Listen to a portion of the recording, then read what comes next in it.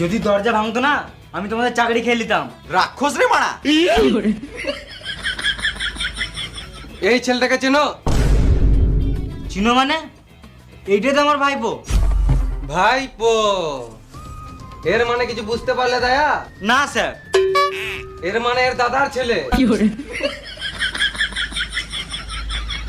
তার মানে আমি ঠিকই ভেবেছিলাম। স্যার আপনি কি করে জানলেন ছেলে কিডন্যাপ হয়েছে? ছেলের বাবা আমাকে কল করেছিল। কিন্তু এটা ছেলের বাপ কি করে জানলো? ছেলের বাবাকে কিডন্যাপার কল করেছিল। ও,